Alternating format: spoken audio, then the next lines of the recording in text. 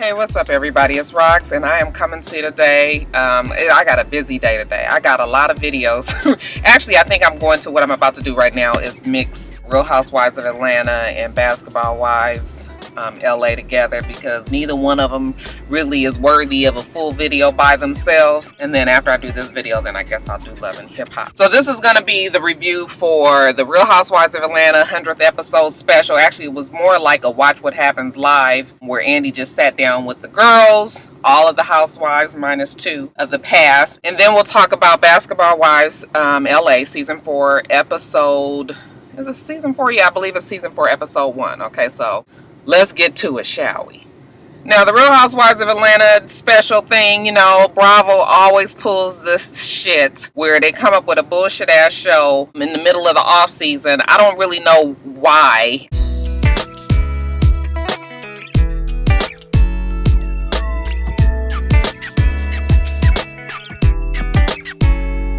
I mean, the show is still not coming on until November, so, and normally I don't even watch them. Like, in the past, I don't normally watch these shows when they had the men's special and they had the sex talk special or whatever the bullshit was. I don't even be watching. But because it was the 100th episode, I thought it would be cool to just go back down memory lane and see all of the old, you know, Atlanta housewives. So for that part, it was cool enough. It was good to see everybody. Of course, we did not have Sheree Whitfield, and we did not have, what is the girl's name? Oh my God, I cannot think of her name. The one that's on Hollywood Divas. I'll put her name on the screen. I'm sure it'll come to me by then. But anyway, they weren't on the show because evidently there was some dispute over the money and how much they were going to get paid. And see, this is exactly the fuck why they not going to bring Sheree back. Why the fuck are you? I mean, how much do you want to get paid for something like this? I mean, you would think that this girl would kind of, I'm not saying that she should accept nothing, but I think that Sheree believes that she's worth more and that the show needs her more than she needs them. And I mean, she's got it so twisted. Yes, it would be cool to see Sheree back on the show, but really, it don't have to happen. So it would have bbeen cool to see her on this reunion thing. And the same for the other girl. I don't know why I can't think of her name. I mean, Lisa. The same for Lisa, like, you know, what is the problem here? So they said that Deshaun Snow had originally agreed to do the show for free. Now, that's kind of taking advantage of somebody to me. But if she didn't feel she needed the money and she was just cool with just coming and sitting down and talking with them, then that's fine. I mean, the show could afford to pay somebody something, okay? Some little stipend for their time and their trouble. But I don't know what Sheree and Lisa thought that they was about to, Lisa Wu thought that they was fixing to get. So, you know, I'm just like, okay, this is exactly the why Sheree won't give, because she obviously thinks she's supposed to be getting like Nene checks, okay? And no, that was kind of bad not being able to see them. But other than that, it was good to see Deshaun. She looks really, really pretty. I already knew that her and the guy had broke up. Afterwards, he was having an affair, you know, during that time, I believe, or shortly after they were on the show, had babies and all that. So like, I knew that. What else? She looked really nice. Everybody looked really good, okay? I thought Nene looked the best that I've seen Nene look in a long time. And then Nene didn't got that head together. It was almost sort of like when you know that you're not going to be, it's like when you know you're going to be around your ex-boyfriend and you got to look as fly as fuck, just so that, you know, you leave him on a good note, like, nigga, this is what you fixing to miss. Kind of feel like that's the kind of page that Nene was on. I'm sure at that time she knew she wasn't going to be on the show anymore. So she looked really good. Hair looked good. You know, makeup was nice. What is going on with Kim? Like, for real, what's going on with Kim? She could have stood to get a little work done and then I would have been fine. But what is going on with this lip? And this, you know, one part was up and, you know, just like you could tell that she had some work done on her face. But it seemed like it was excessive. Either it was too much work or it was her makeup. Not really sure. But like I said, everybody looked good. You can really see that this show has changed everybody's life on this show, including Candy's. I'm not saying that Candy was broke, and by no means before she got on this show. She probably was the wealthiest, but they all have come a long way. Okay, we all know how fucked up Nene was, and even Kim, like they were, I mean, even Sheree, like all of them was just toe back looking at Candy. Even when Kenya first came on the show, Cynthia, like all of them, everybody was jacked up, and this show has made a substantial difference in their lives in the way that they look. So that kind of made me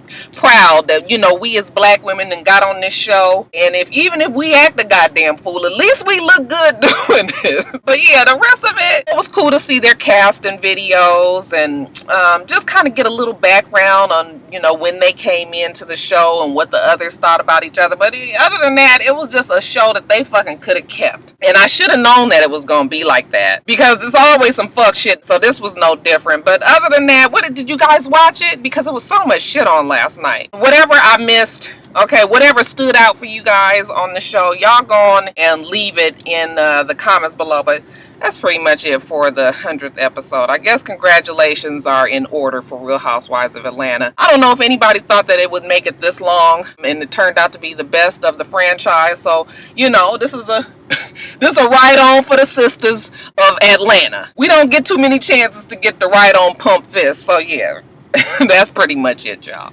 Now, basketball wives. Let's backpedal a little bit and talk about what happened at the end of last season, because it's been so long. Excuse me, a burp was trying to come out there. It's been so long since the show has been on. I think we don't even really remember, really what happened, other than we don't still like Jackie. We love Malaysia. Other than that, I think we ain't really too clear on what happened last season. So let me refresh your memory. At the end of last season, you guys remember when they were in Paris, there was this big confrontation between Malaysia and Jackie. Malaysia has pretty much written off the friendship. She's done with Jackie. I had said, because I watched some of my old videos, because even I didn't really remember, but I had said that Malaysia has always been kind of like the cheerleader for Jackie. Every time a season would start, it would always start with Malaysia trying to get the girls to, you know, understand and believe in Jackie and for them all to be friends. And finally, at the end of last season, she just was over it. Now, Jackie last season was full of drama as usual. She had her sidekick Sunday there, who was just the old meanest ass evil bitch. Okay, you guys, I watched the episode where she got that fucking black eye. Oh my god, I still will never forget. That bitch was just like, and she was just sitting there talking and everything. That motherfucker was just going and shit. Anyway. Oh my god, she was so fucking molded. But honey, Sunday show did handle that shit like a champ. But anyway, we really could not stand Sunday. She was like a fucking cancer. Sunday had her confrontations with Drea. She was just jealous of Drea for really no reason. Kind of felt like Sunday hated the fact that Drea was the Sunday of yesteryear, was, you know, kind of the same kind of woman that Sunday used to be, okay, back in the day when everybody wanted her. Okay, now nobody want her old ass, so, you know, she just like couldn't stand Drea. We also knew that Sunday had got into it with Brandy.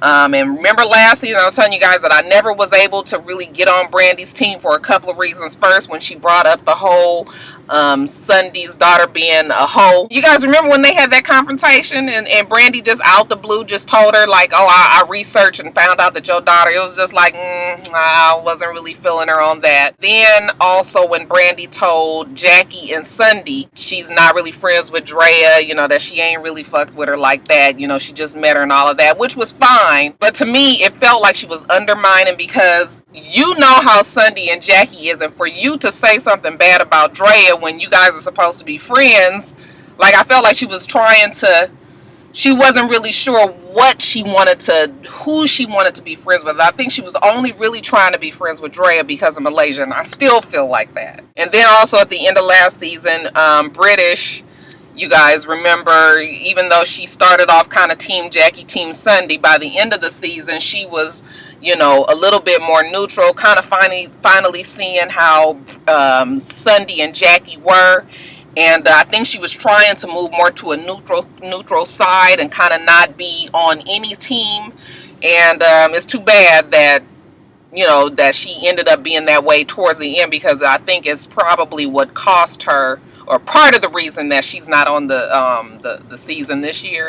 And it's too bad, because I actually was kind of looking forward to seeing British, but we also know that British had pulled the stunt with Drea, and used her, but bought her trademark, which actually was genius to me.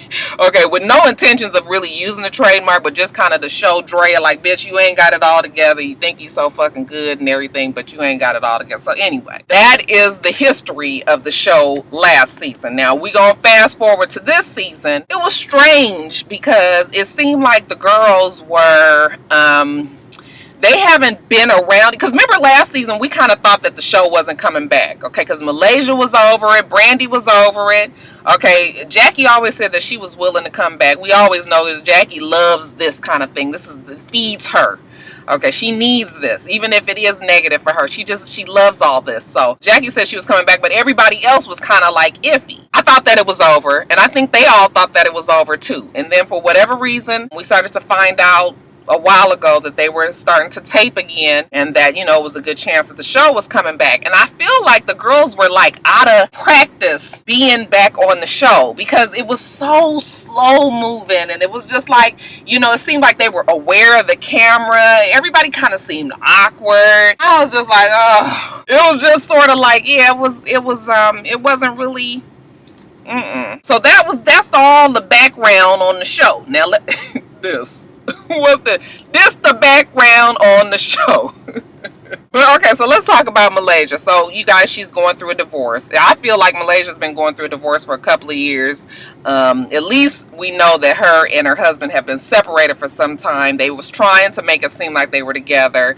But yeah, that was never a surprise. I hadn't thought that her and her husband had broke up. She wasn't wearing her ring for a long time. But I guess they really are definitely going through a divorce now. So that's going to be part of her storyline. She's really trying to get back the Malaysia that she used to be. She feels like she's lost herself in her relationship, her marriage, and in her children, and nothing's been about her. So she's trying to get it back together. Brandy, her girl, comes over, and she's just telling her, like, I'm gonna redecorate this house, and I'm gonna get it together, and my husband just didn't respect me anymore, and I can't be with somebody that doesn't respect me. And Brandy's just like, dang, that's too bad, because I really looked up to you guys, but me and my man, we having the same problems. And Malaysia's like, honey, if you knew like I knew, you wouldn't leave his ass. Okay, you don't need to be in LA, because distance definitely does not make it better. Yeah, absence doesn't make the heart grow fonder, trust me. That is just the saying. So Malaysia's just trying to tell her, like,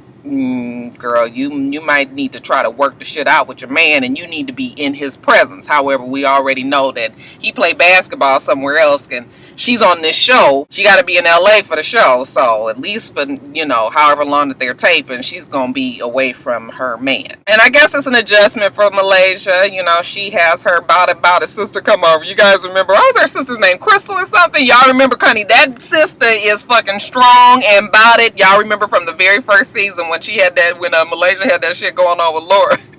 Crystal's like, I'll fuck that bitch up if you want me to. Crystal don't play, and her and Malaysia are really close, and she just comes over to the house, and Malaysia's just trying to tell her, like, I miss him, and I just can't seem to get it together. I miss my brother. We found out that the brother had gotten shot right when the show finished airing last season. Right around the reunion time, found out on the show that he got shot by the police. They thought that he was pulling a weapon out of his pocket when he was out at the park somewhere. So, real sad story. I feel sorry for Malaysia. It's hard to, go through shit like that and be on the show and trying to, present yourself a certain way when you feel differently. So she's upset about the brother. She's upset about the divorce. She doesn't really know what man is going to want her with 3 kids. I was like, honey, when you got money, men don't really care if you got 3 kids. It's when your motherfucking ass is broke and you got 3 kids. Bitch, you can't get rid of them motherfuckers. They can't go nowhere. They always with you. Okay, when you can't get a nanny or a babysitter to watch them damn kids, that's when they have a problem. But when you got money and it take the stress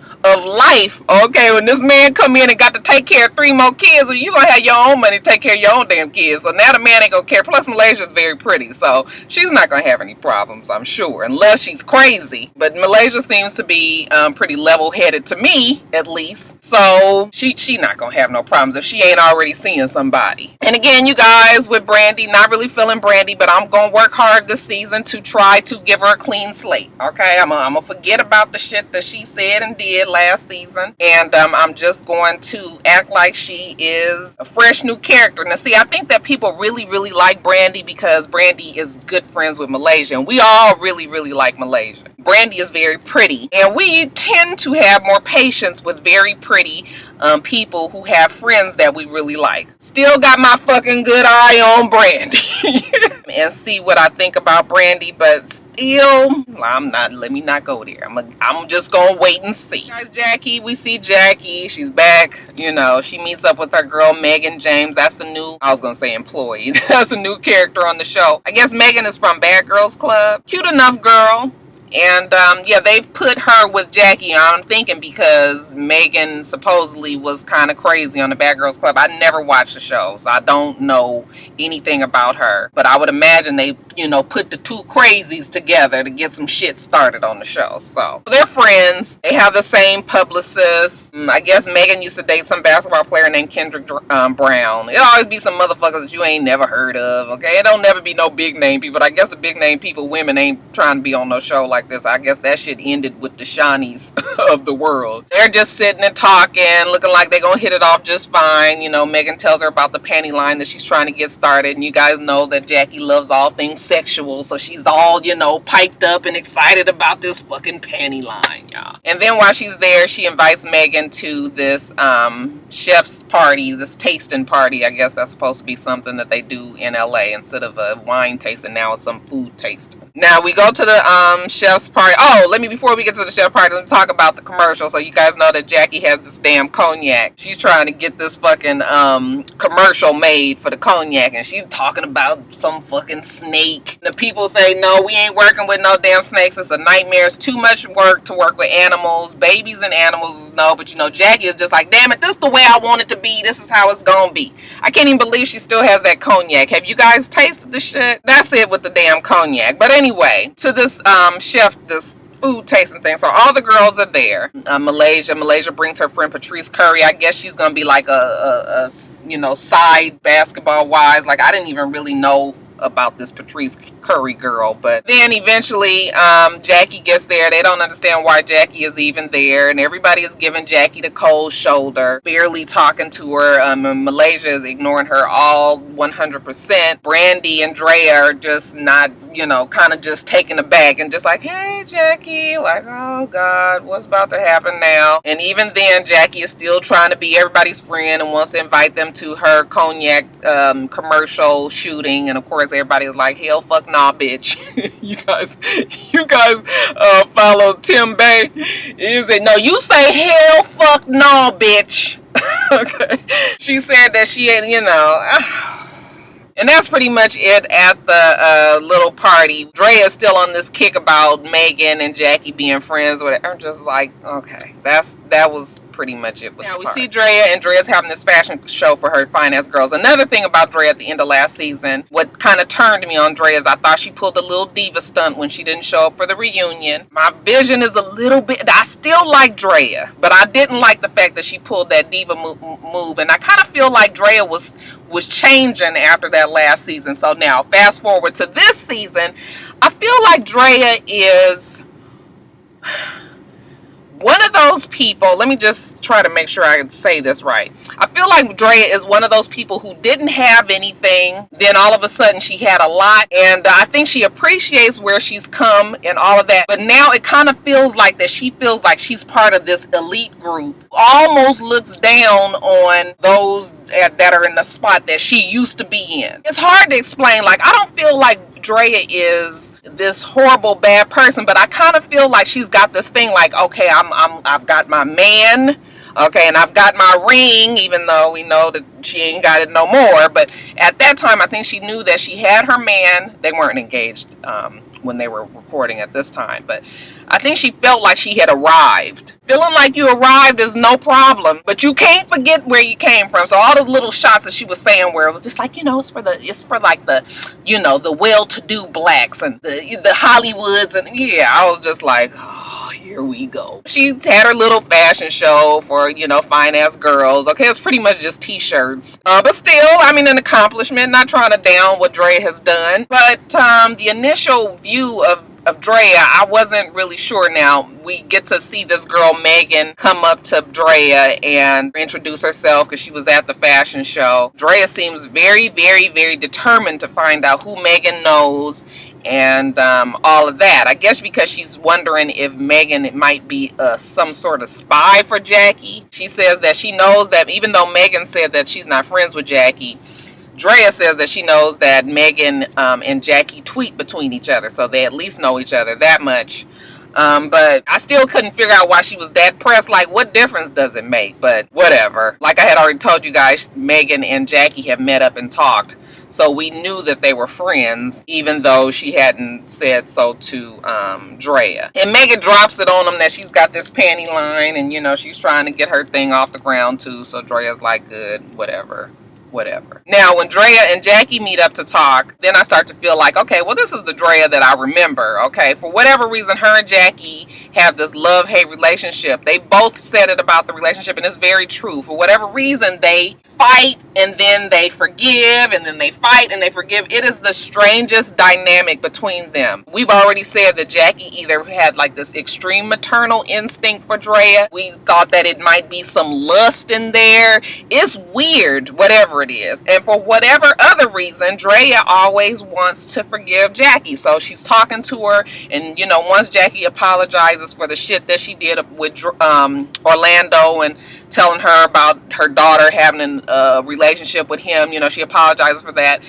Drea's willing to forgive her for that. Then Jackie tells her that, you know, she's hurt that Malaysia is not willing to be her friend. And Drea was just like, well, you know, you just turned into a complete fool. Nobody really knows that you're hurt because you act so crazy. You don't show that side of yourself. You need to, you know, let people in and know how you feel instead of just going off the deep end and just acting a fucking fool. So you need to sit down and talk to them. So Jackie was just like, okay, well, I'll do whatever I need to do to try to work out this friendship. So Drea goes to talk to Brandy and Malaysia.